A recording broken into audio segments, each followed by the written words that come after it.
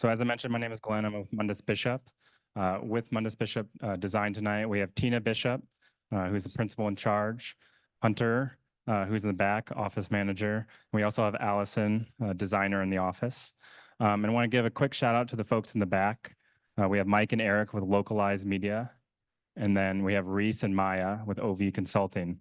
And so what they're doing tonight is making sure all the technology works for us, which is greatly appreciated. There's a lot of setup. And Maya and Reese are running an online portion of the meeting. So we have folks both in person and those who have joined online here tonight. So they will be running that portion of the presentation. And then I'll hand it off to Tomas with the City of Westminster. He's going to introduce himself and some of the Westminster staff. Oh, good evening, everyone. We're so glad that you're here tonight. My name is Tomas Herrera Mischler, and I'm the Director of Parks, Recreation, and Libraries. And we're joined here this evening by Alex Reeves, if you could. He's our operations manager. We have Andy Murtha and Adrian Newton. Please raise your hands. Anyone else from PRL staff here? And then why don't you introduce yourself? Thank you. Seth Plass, Assistant City Engineer. All right. I also just want to acknowledge Terrence Ramirez. If you could raise your hand. He's a member of the Parks, Recreation, Libraries, and Open Space Advisory Board. And former council member Rich Seymour is also here. Thanks for being here, Rich. We really appreciate it. So thank you. And Jason, if you don't mind introducing yourself as well. I'm Jason Murray. I'm with J&T Consulting, an engineer there. I've worked for the city on a variety of projects over the past 25 years, and I'll be helping with some of the deconstruction, which I'll talk about in a little bit. Great, thank you. So just to quickly cover a little bit of the structure of the meeting tonight, Tomas is going to talk a little bit about the background of the project and kick off the meeting with a summary of previous meetings as well as where we're at today and getting started on this next portion of the project. We'll also talk about timeline and public participation. There's opportunities for the community to stay involved throughout the process. And then Jason's going to cover the ongoing updates of the building deconstruction on site. And then I will be going through the portion that is dealing specifically with the park expansion project. So talking about our project goals, our existing conditions and overall context of where the park sits within the community, and then looking at opportunities and constraints as well as potential programming for the park. At that point, we're going to open up into an open house format. So you can see these boards around the room. These have some of the graphics on them that we will be presenting during the presentation. It's an opportunity for you to go around to the boards, and I'll explain in a little more depth when we get there, but to provide feedback and comments to them on what you would like to see in the park and various kind of dreams and ambitions for what shape this may take. After the open house, we'll come back together and talk about next steps. And if there's any questions that we can't cover during the open house forum, we can use our last few minutes for questions. So Tomas, I'll hand it off to you for background. I'm going to just speak from here, if that's okay. All righty. Boy, again, what a great turnout. It just speaks to how important this project is to this community. And I'm just delighted to see so many of you here this evening. There will be plenty of time at the end of our time together for questions. So just be sure to make note of any questions that you have along the way. So I think you all know how we got here. Our friends at Jeffco Schools have more schools than students. And so they are closing 16 schools. We're not alone here. What makes this particular project different from all of those other school closures is that when the school was built, the city gave the land to Jeffco Schools with the condition that if it ever became not used for schooling or for teaching education, it would be returned to the city. And we were all a little bit surprised that all of a sudden we had an extra school on our hands. But, you know, working together, I think we really came to this conclusion that it should become part of the existing Stratford Park. So in spring of 2023, that's when the closure was announced publicly. And over the summer of 2023, the city manager's office really facilitated these on-site community meetings that we had. They were, again, extremely well attended. I think it helped that ice cream was served. I know I enjoyed that.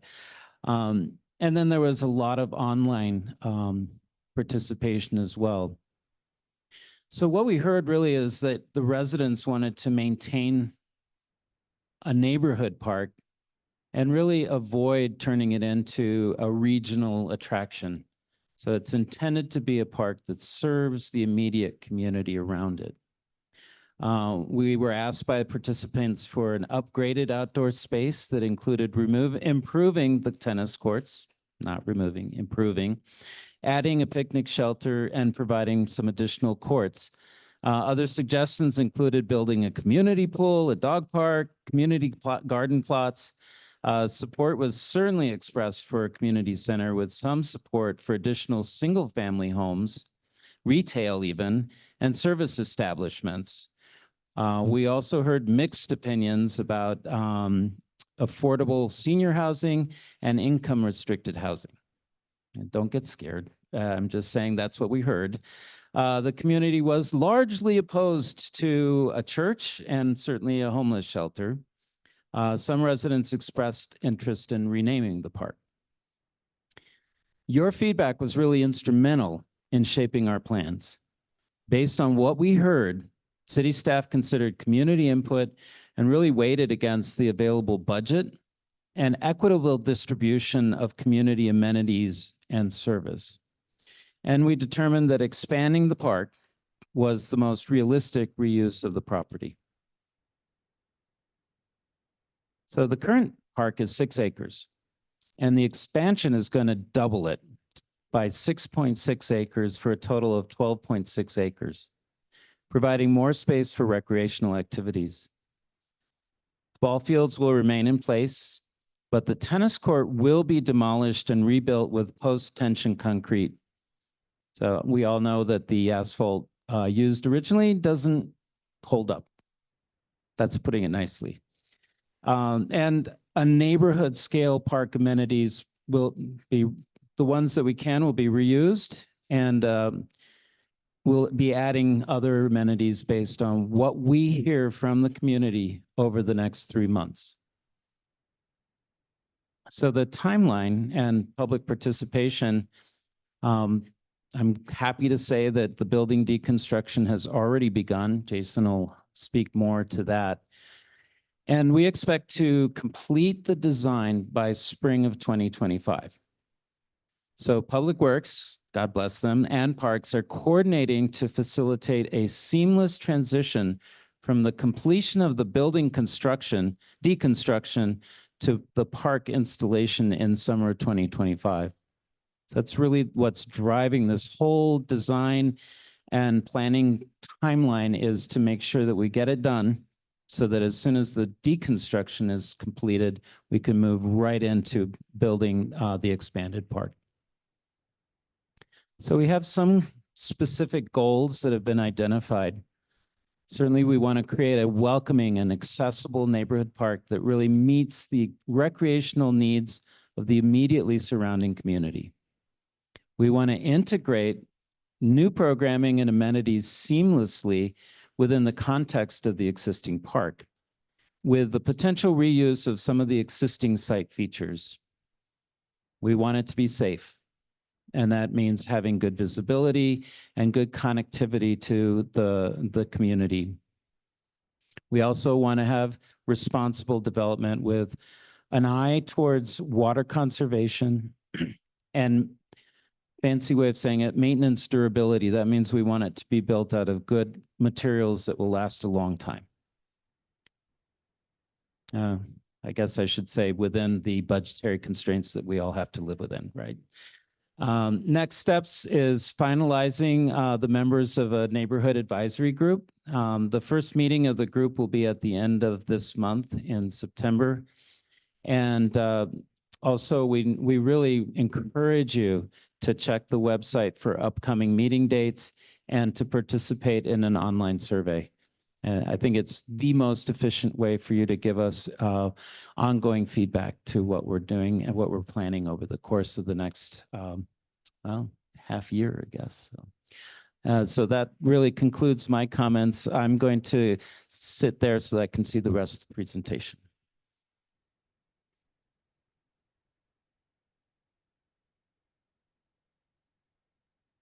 Thank you, Tomas. So I'll stay on this page just for a moment. As Tomas mentioned, there's a great opportunity to get involved through the providing input throughout the park design process. There will be a neighborhood advisory group selected. So applications are open. You can use the QR code or visit the website. And the goal is to get a diverse group of folks that represent the community that can spearhead community feedback during the design process. So before we get into existing conditions and design, I'll quickly hand it off to Jason, who's just going to give an update on the building deconstruction. Thank you.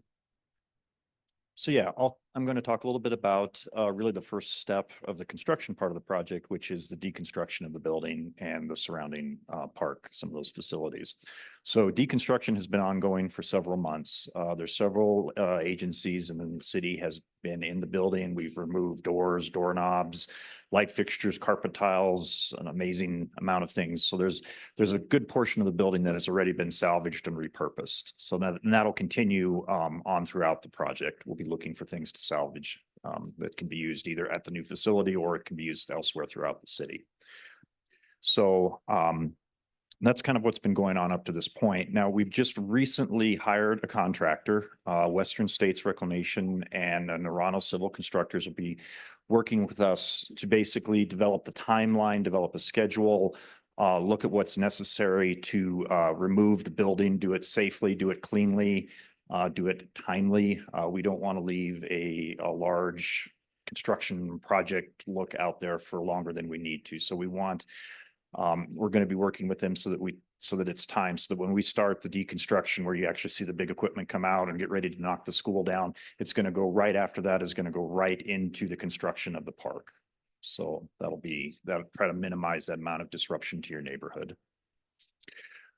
So those are some of the basic things for the deconstruction part of it. Obviously, we want to do this safely and cleanly as possible and welcome any input that you have on the site.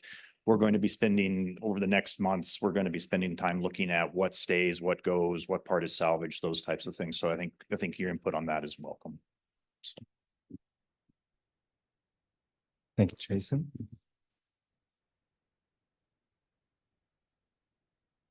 So now we're going to get into the portion of the presentation directly related to the park expansion project.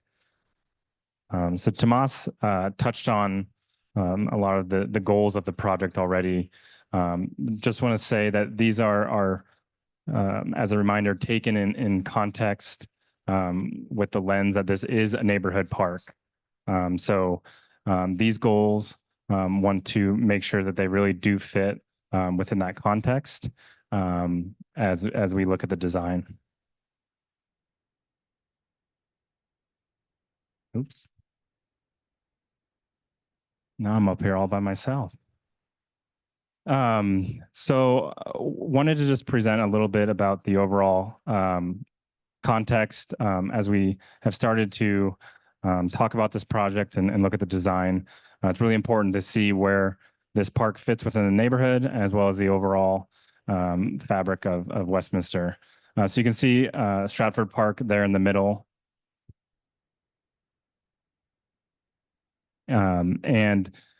Stratford Park really does sit surrounded by a neighborhood. But it's not completely isolated, as there's some great trail systems that connect it to other larger green spaces within the city. So directly to the east, there's a trail network that moving north would get you to Sherwood Park, and then going south gets down to Westminster City Park. So there are opportunities to tie into that network and look at how that might connect to the overall system. That being said, there's also each of those parks that are close to Stratford Park have their own set of programming and amenities. And so you might see some of the amenities in Westminster City Park, which is a much larger scale park that offers a wide variety of programming that may not be the best fit or work within the context of a neighborhood park. And so we're looking at the design through that lens and understanding what programming with the community feedback would best work for Stratford Park. So looking specifically to the site, I'm sure most, if not all of you, are very familiar with the site. Up at the top there, I just have a list of the existing amenities. And so, as I mentioned, there's access to various open space and different trail systems to the east. There's a multi-use natural turf field on the north side of the site, paved walking paths, existing parking. There's a various existing play equipment that is located on site, a soccer field, softball field, and then tennis courts.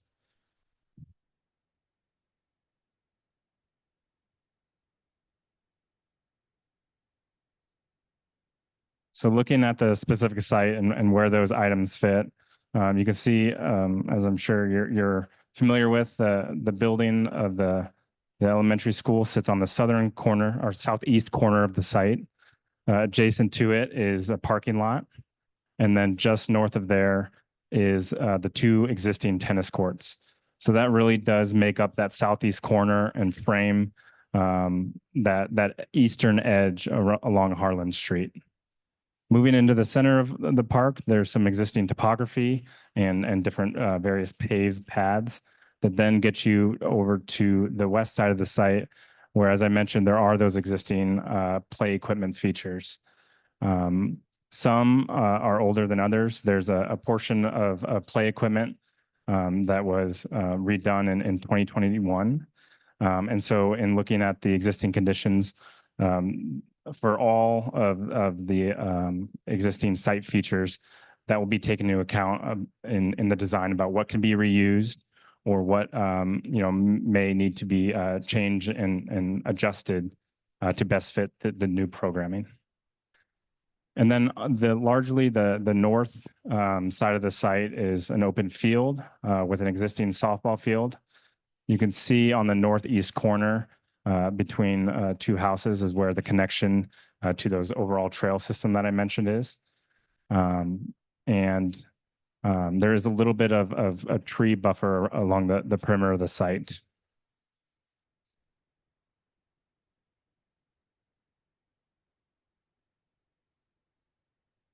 So after looking at the existing conditions, we started just to put together a few ideas of potential opportunities and constraints. And I just want to remind the room here and those online, these aren't set in stone. These aren't baked. This is the opportunity tonight and moving forward through community involvement that we will continue to explore different ideas. And that's why it's labeled as potential. And so really looking for feedback as we get into the open house from you all tonight to provide us a good roadmap and great suggestions of what might be incorporated here. So with the deconstruction of the building, we started to look at what form the site may take. You can see, I'll start in the center of the site. there's a potential that there's a kind of a larger park center or node. Right now you have the north side fields, and then you will have an open field on the south side of the site. So there is potential that this becomes a really cohesive node that connects both sides of the park. It can take many forms. It could be a shade shelter. It could be a plaza. But just the idea that there would be a central space for gathering for the community, and it'll seamlessly connect the different areas of the park. On the area with the existing play equipment, as I mentioned, there's potential reuse, particularly of some of the newer equipment. So all that can be assessed moving forward to see what might be reused or what might need to be changed for the new park. There's also opportunities that there's more playground equipment upgrades or expansion of that play that can take many different forms, but start to think about what shape and form that play equipment might take. There's opportunities for potential buffer of planting or naturalized area along the west side of the site to buffer some of the homes in the community. And the same idea can happen along the southern side as well. With the new added acreage for the park expansion, there's also a great opportunity to increase the amount of paved surfaces for trails. There can be additional loops and trail connections within the park that can get you to different areas, as well as I mentioned, connect into the overall trail system. It was mentioned before, the idea of demolishing the tennis courts and rebuilding those.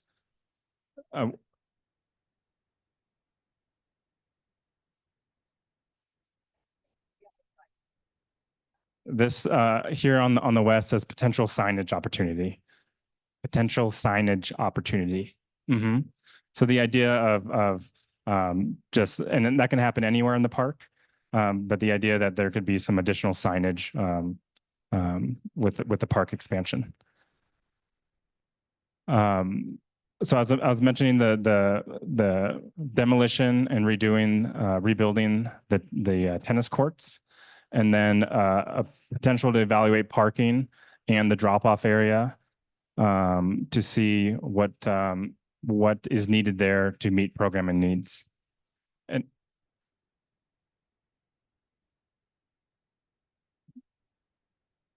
there was a resurfacing done recently, but the idea was that they would be demolished and rebuilt with a post-tension construction for longevity, as well as there's the opportunity then to look at where they are positioned within the park. Okay.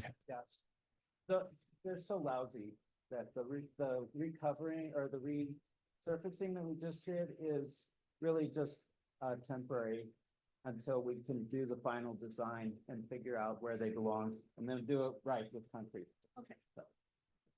And we'll have some time at the end and during the open house to answer further questions. So thank you.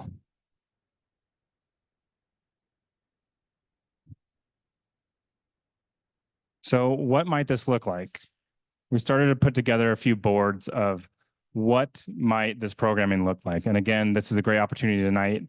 And these will be around the room for comment from each of you on what programming might be best for this park. So the idea of more accessible play equipment, the idea of shaded pavilions and more of a central plaza, the idea of sport upgrades and potential more basketball courts or a volleyball court, shaded seating, more naturalized area. All these are ideas, again, that aren't set in stone and are open for comment, and hoping to get some great feedback from you all tonight. And here's a second board. There's opportunities to, again, expand the play, incorporate more games and themed play into the park. There could be different seating areas and trail connections. So just the idea that this park can take many different shapes and forms. So with that, we're going to open up for the open house portion of the meeting. So as I mentioned, we have these last boards that I went through around the room. So up here in this corner, it's going to be our existing conditions. It'll have our overall context map, the existing conditions of the park, and then existing condition photos of the park as it stands today. This is a great opportunity. We have at each of the stations sticky notes and to write on, and you can put those right on the board. We also have dot stickers. And so if you like something from one of the photos or an area of the plan, you can put a dot on it, and that just lets us know like that's an area that is enjoyable and might be a good programming element. And so there are different color stickers, but all colors are the same. So remember that as you're going. One isn't as important as the other. So as I mentioned, up here will be existing conditions. The other three stations on this edge, in the back, and up here is going to be our potential opportunities in programming. So it'll have these photo boards that I just went through, as well as the plan that I walked through about potential opportunities. And so we'll allow, I'm trying to see my time here, I think until about 6:30 or so, we can have folks go around, again, comment on the boards. We will also be around the room to answer any questions or comments. And then we will regroup at the end, and I'll make a little announcement where we can come back together, answer any additional questions, and discuss next steps.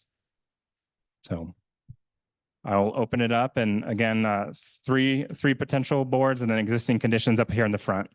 Thank you.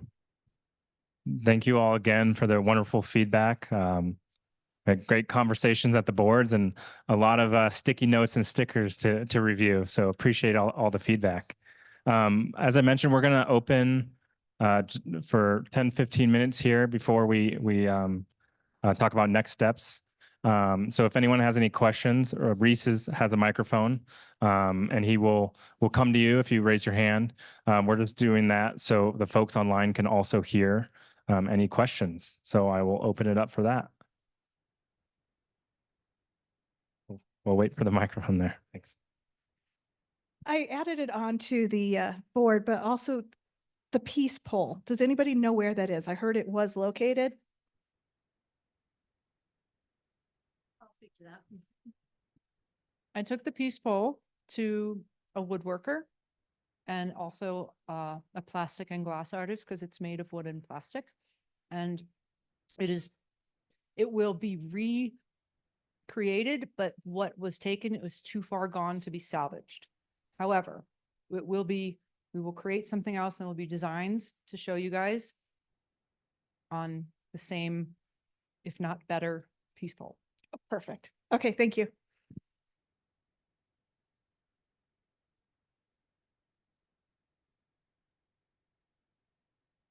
How many people are y'all selecting for the neighborhood advisory group, and when do you think that you'll have a decision on what that group looks like? So the applications for the neighborhood advisory group close this Friday. And the selected participants will be notified on Thursday, the 19th, next week. And from there, it'll be coordinated with them to schedule the first meeting sometime in the last couple weeks of September. In terms of the size of the group, that's a little dependent on the amount of applications that the city receives. I think the goal in that is, there's opportunities with this public meeting, and there's a couple more, as you may have seen in the schedule in the winter and spring, for more of a public forum like this. The thought behind the neighborhood group, that they would be a more pointed group of representatives that can bring feedback from the community and be a little bit of a smaller group. So unsure at this point on exact numbers. It is going to depend on how many applications come in. We have an online question too, if you want to answer that. Is there a way to enforce the use of the courts? I see more pickleball being played in the park than tennis. I'm unsure, and maybe I can have the city staff, if you're familiar, chime in here. I'm not sure how the park is kind of dealt with now in terms of organizing play. I'm going to have to get back to that person on that because really it is used, it doesn't have the lines on it for pickleball, right? It's just lined out for tennis. I don't know, Alex, do you have an answer to that question? No. Okay. Oh, Andy Murtha does.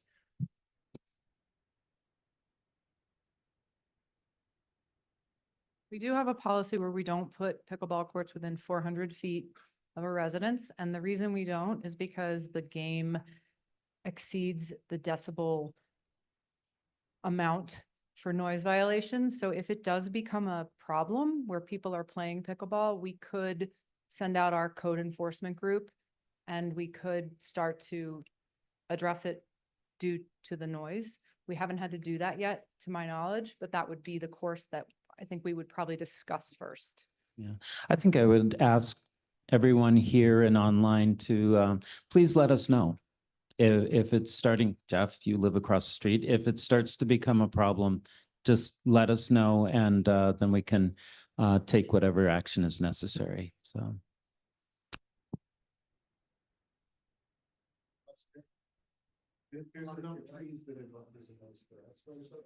So they're saying that they haven't heard the pickleball because the trees really buffer the sound. So at this point, if it's not a problem, let's just let it happen. But if it becomes a problem, do let us know.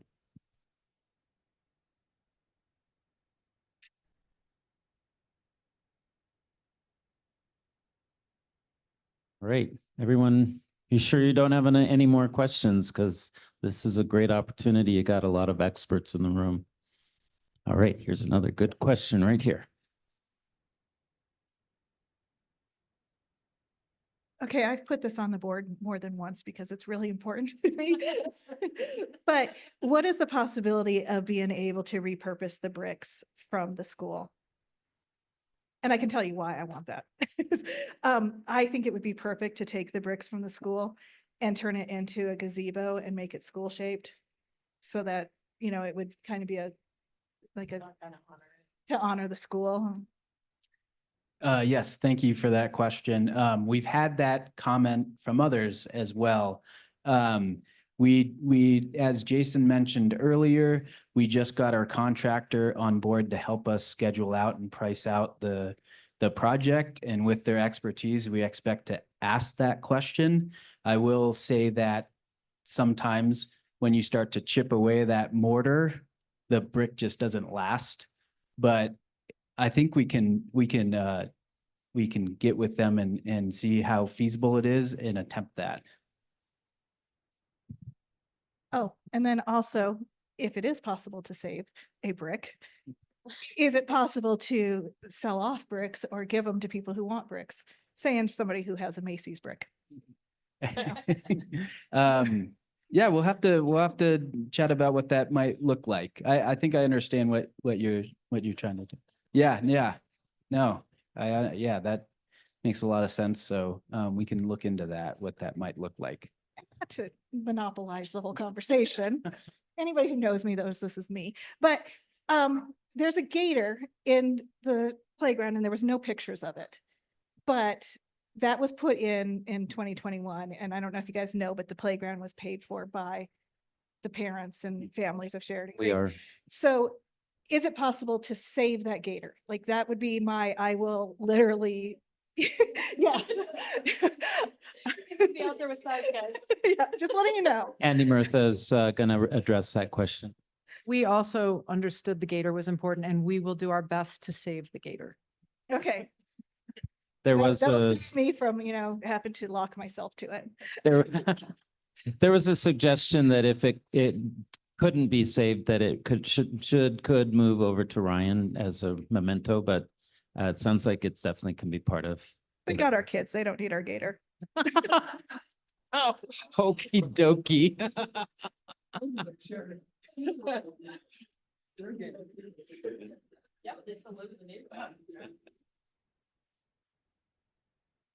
Any other questions from in the room or online?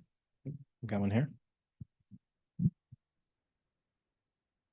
So this is a little bit onto the other side. On the back side of that long trail, there is a ditch.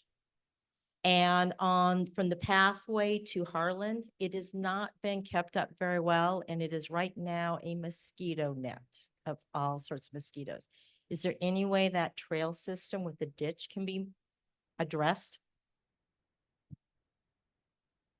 I think that can be looked at. I think with looking at, if I'm understanding correctly, you're talking about the long utility corridor where the power lines are.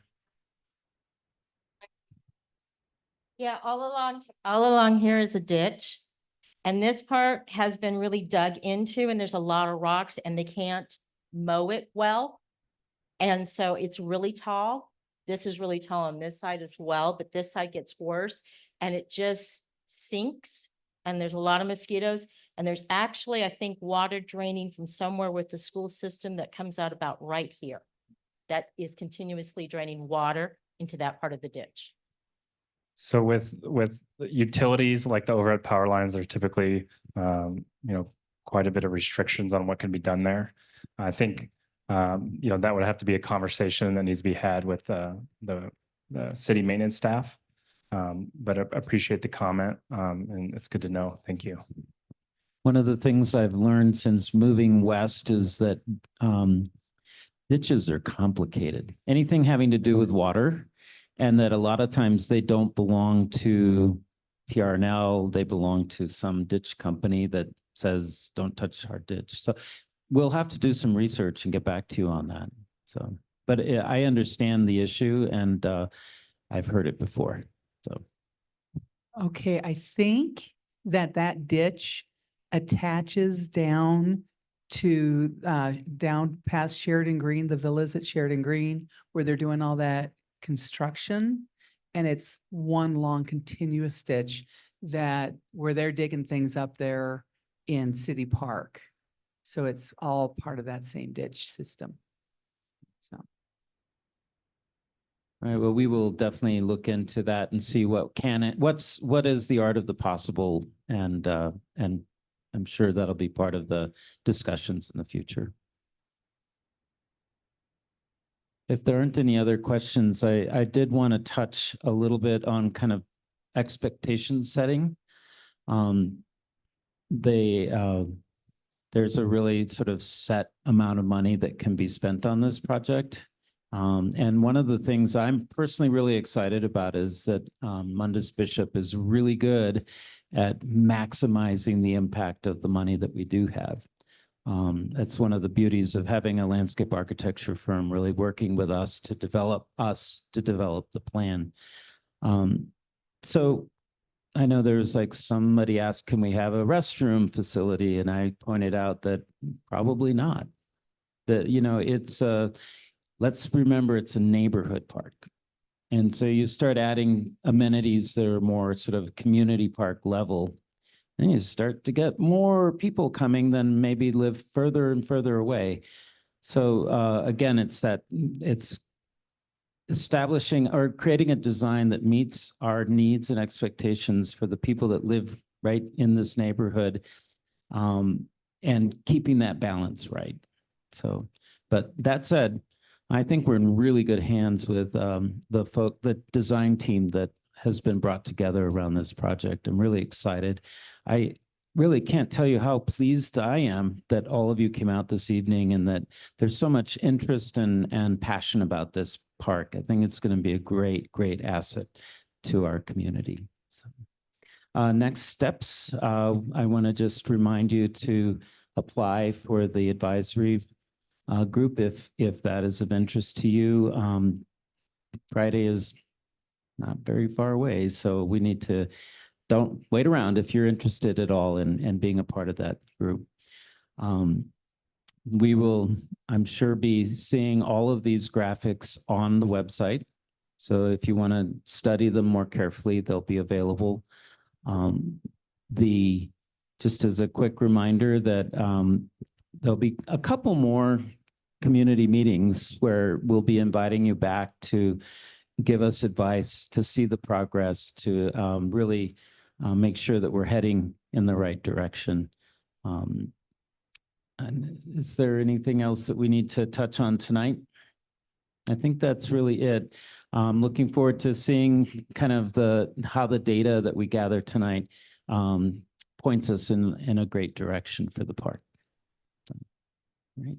Thank you very much for coming. Have a great evening.